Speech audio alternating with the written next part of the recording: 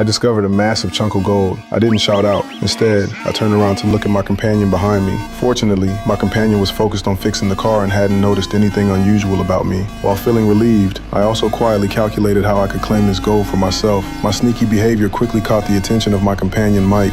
He thought I had run into some trouble and shouted, asking if I needed help. Seeing that I couldn't hide it anymore, I could only sigh. Then I pretended to be amazed and called back softly.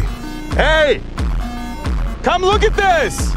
Look at this! Come here! As soon as the words left my mouth, I started to regret it. But at this point, Mike had already crouched down beside me. Just by touching it with his hands, he was completely shocked into silence. To verify whether the gold was real, he pulled out a high-pressure lighter from his pocket. He used the 1,000-degree flame to spray and roast that yellow stone for a long time. Seeing that thing actually getting brighter and brighter, we were shocked and stood there stunned. After thinking it over, we quickly grabbed our shovels. Originally, we thought it was just a small chunk. While digging, we discovered there was more than what we could see in front of us. We dug for an entire afternoon. However, that chunk of gold still seemed bottomless. Even though we used every ounce of our strength desperately, we still couldn't budge it even slightly. Exhausted and collapsed, we remembered we still had tools nearby. We quickly pulled out rope and tied it firmly around the stone. The engine drove the wheels, spinning frantically in place. But even after snapping the steel cable, that stone remained completely motionless. Only then did we face reality. The weight of gold was beyond imagination. However,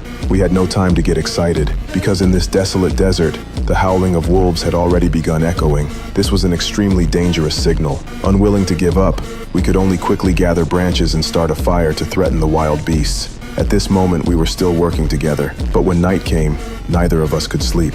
Facing such wealth, we were both afraid that if we fell asleep first, we'd be killed by the other in the middle of the night. We remained in this awkward standoff for a long time. Unable to hold out any longer, Mike spoke first. He believed that such a massive chunk of gold definitely couldn't be taken away with our current limited resources. So he suggested that one person should go back first to rent an excavator and bring back supplies. The other person would stay behind to guard it. Then we could take the gold away together. Facing the only solution available. Although I agreed on the surface, I didn't completely trust Mike in my heart. I was afraid that once I left, Mike would take action at the same time. So in order to keep an eye on the gold mine and put my mind at ease, I volunteered and actively offered to stay behind and guard it. Early the next morning, having reached a consensus, we began dividing up the supplies. But I didn't notice that Mike was secretly calculating something. Without any suspicion, he used cooling down the engine as an excuse to take away most of the water supply. Because at this moment, I was already completely dazzled by the gold.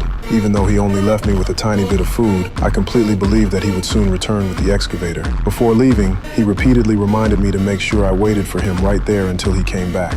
By the time I get back, we'll be rich as all hell.